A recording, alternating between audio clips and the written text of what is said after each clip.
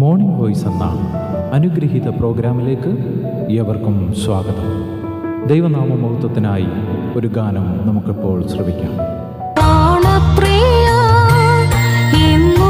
വരും എപ്പോൾ വരും ഒന്നു കാണാൻ എന്നെ സാധിക്കും. പ്രാണപ്രിയ എന്നു വരും എപ്പോൾ വരും ഒന്നു കാണാൻ എന്നെ സാധിക്കും. ഇന്ന് നമ്മോട് വചനത്തിൽ നിന്ന് സംസാരിക്കുന്നത് കർത്താവിൻ്റെ പ്രിയദാസൻ ജെയിംസൺ തോമസ് നെടുമ്പാശ്ശേരി. പ്രാർത്ഥനയോടെ ധ്യാനചിന്തകൾ നമുക്ക് ശ്രവിക്കാം. ഉൽപ്പത്തി പുസ്തകം 40-ാം അധ്യായത്തിലൂടെ നാം യാത്ര ചെയ്യുമ്പോൾ യോസഫ് കാരാഗൃഹത്തിൽ കിടക്കുകയാണ്. കാരാഗൃഹ ജീവിതം വളരെ മാനുഷികമായി ഏറെ പ്രയാസമുള്ളതാണ്.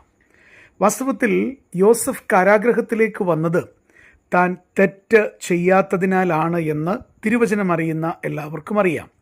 പൊത്തിഫേറിൻ്റെ ഭവനത്തിൽ പൊത്തിഫേറിൻ്റെ ഭാര്യ കളവായി പറഞ്ഞ വാക്കുകൾ വിശ്വസിച്ച് അവനെ ജയിലിൽ അടയ്ക്കുന്ന കാര്യമാണ് നമുക്ക് കാണുവാൻ കഴിയുന്നത്.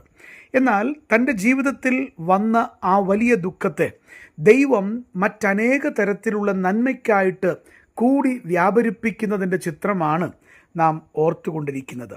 ഒടുവിലായിട്ട് നാം ഓർത്തത് അവന് കാരാഗൃഹത്തിൽ നല്ല സാക്ഷ്യം പ്രാപിക്കുവാൻ അത് മുഖാന്തരമായി തീർന്നു എന്നുള്ളതാണ്.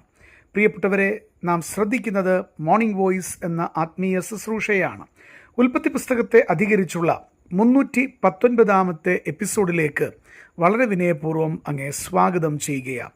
നമ്മൾ ഇന്ന് ചിന്തിക്കാനായിട്ട് പോകുന്നത് യോസഫിൻ്റെ കാരാഗൃഹ വാസത്തെക്കുറിച്ച് ചിന്തിക്കുമ്പോൾ വളരെ വ്യക്തമായ 8-ാമത്തെ മറ്റൊരു വിഷയമാണ്. അത് ഇങ്ങനെ പറയട്ടെ: ദൈവം അനുവദിച്ച കാരാഗൃഹം യോസഫിന് ഒരു പാഠശാലയായി തീരുകയായിരുന്നു. വളരെ വ്യക്തമായി നമുക്കത് പഠിച്ചു നോക്കുമ്പോൾ കാണുവാൻ കഴിയുന്ന വിഷയമാണ്. എത്രയോ വേറിട്ട അനുഭവങ്ങൾ അവൻ പഠിച്ച ഒരു പാഠശാലയാണ് ആ കാരാഗൃഹം എന്ന് പറയുന്നത്.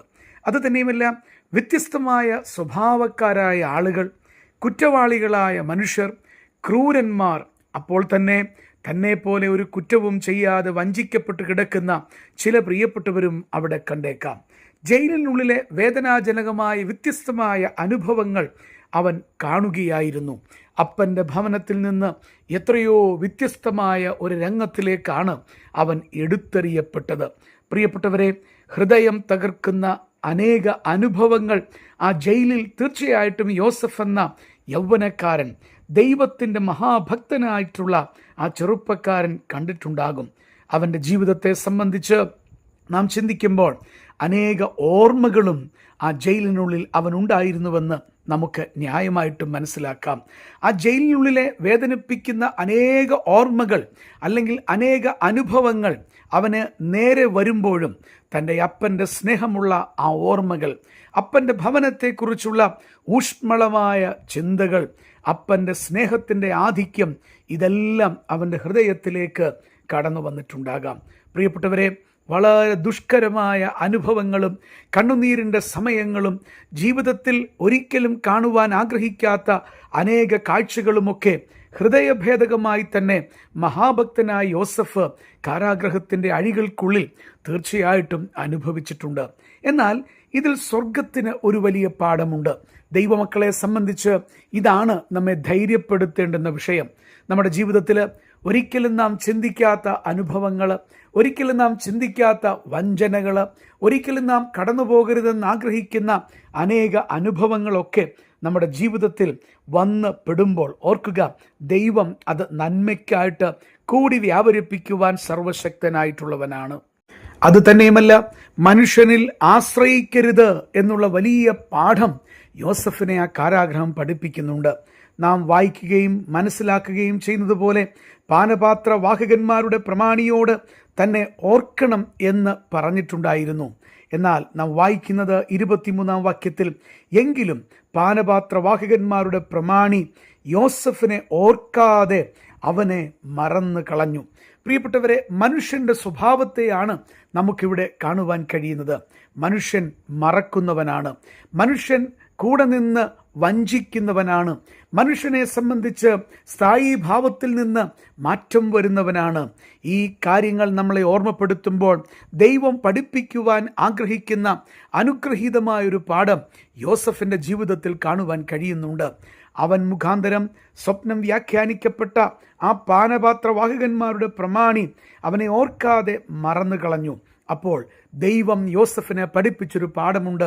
ദൈവത്തിൽ മാത്രമേ ഒരു ദൈവ പൈതൽ ആത്യന്തികമായിട്ട് ആശ്രയിപ്പാൻ പാടുള്ളൂ. വിശുദ്ധ തിരുവെഴുത്തിലെ നടുവിലത്തെ വാക്യം നമുക്കറിയാം. 118 സങ്കീർത്തനത്തിലേക്ക് വരുമ്പോൾ 8-9 വാക്യങ്ങൾ, മനുഷ്യനിൽ ആശ്രയിക്കുന്നതിനേക്കാൾ യഹോവയിൽ ആശ്രയിക്കുന്നത് നല്ലത്, പ്രഭുക്കന്മാരിൽ ആശ്രയിക്കുന്നതിനേക്കാൾ യഹോവയിൽ ആശ്രയിക്കുന്നത് നല്ലത്. നമ്മുടെ ജീവിതത്തിൽ അനേക കൈപ്പേറിയ അനുഭവങ്ങൾ, നാം ചിന്തിക്കുവാൻ ആഗ്രഹിക്കാത്ത കാര്യങ്ങളൊക്കെ വന്ന് ഭവിക്കുമ്പോൾ ദൈവം നാം തന്നിൽ തന്നെ ആശ്രയിക്കുവാൻ നമ്മളെ ആഹ്വാനം ചെയ്യുകയാണ്. വ്യത്യസ്തമായ ജീവിതത്തിൻ്റെ അനുഭവങ്ങളിലൂടെ ദൈവം ഈ കാര്യത്തിലേക്ക് നമ്മെ കൊണ്ടുവരികയാണ്. നാം കർത്താവിൽ തന്നെ ആശ്രയിക്കേണ്ടുന്ന ആവശ്യമുണ്ട്.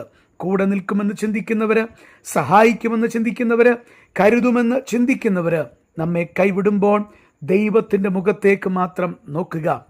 നാം പറയുന്ന ന്യായവാദത്തിനപ്പുറത്തേക്ക് പല കാര്യങ്ങൾ മനുഷ്യരിൽ നിന്ന് കേട്ട് തെറ്റിദ്ധരിക്കുമ്പോൾ ഒരു കാര്യം ഓർമ്മപ്പെടുത്തട്ടെ, ദൈവത്തിൻ്റെ സന്നിധിയിൽ തീർച്ചയായിട്ടും നാം ദൈവത്തിൽ ആശ്രയിപ്പാൻ അത് മുഖാന്തരമായി ഭവിക്കണം. എന്നെ ശ്രദ്ധിക്കുന്ന ഓരോ പ്രിയപ്പെട്ടവരോടും ചോദിക്കട്ടെ, ജീവിതത്തിൽ വന്നിട്ടുള്ള ദുഃഖകരമായ അനുഭവങ്ങൾ ദൈവത്തിൽ മാത്രം ആശ്രയിക്കുവാൻ അങ്ങേ പഠിപ്പിച്ചില്ലെങ്കിൽ അങ്ങ് പരാജയപ്പെട്ടിട്ടുണ്ട്. എന്നാൽ ഇന്ന് തിരികെ വന്ന് കർത്താവിനോട് പറയണം, ദൈവമേ, അങ്ങയിൽ മാത്രം ആശ്രയിപ്പാൻ, ആത്യന്തികമായി അങ്ങയിൽ മാത്രം എൻ്റെ ആശ്രയം വെപ്പാൻ എനിക്ക് വലിയ കൃപ തരണമേ എന്ന് പ്രാർത്ഥിപ്പാനായിട്ട് നമുക്ക് സാധിക്കണം. അതാണ് യോസഫിൻ്റെ കാരാഗ്രഹവാസത്തിലൂടെ നാം ഇന്ന് ഓർത്തുകൊണ്ടിരുന്നത്. എന്നെ ശ്രദ്ധിക്കുന്ന എല്ലാ പ്രിയപ്പെട്ടവരുടെയും ആത്മീയ ജീവിതത്തിൽ ഇത് നന്മയ്ക്ക് മുഖാന്തരമാകട്ടെ എന്ന് പ്രാർത്ഥിച്ചുകൊണ്ട് വാക്കുകൾ നിർത്തുന്നു. ദൈവം അങ്ങേ അനുഗ്രഹിക്കട്ടെ. ഇതുവരെ ഞങ്ങളെ ശ്രദ്ധിച്ച എല്ലാവർക്കും വീണ്ടും വരുന്ന കർത്താവിൻ്റെ വിശുദ്ധമായ യേശുക്രിസ്തുവിൻ്റെ നാമത്തിൽ ഞങ്ങളുടെ സ്നേഹവന്ദനം അറിയിക്കുന്നു. കർത്താവ് നമ്മളെല്ലാവരെയും അനുഗ്രഹിക്കുമാറാകട്ടെ. ആമേൻ.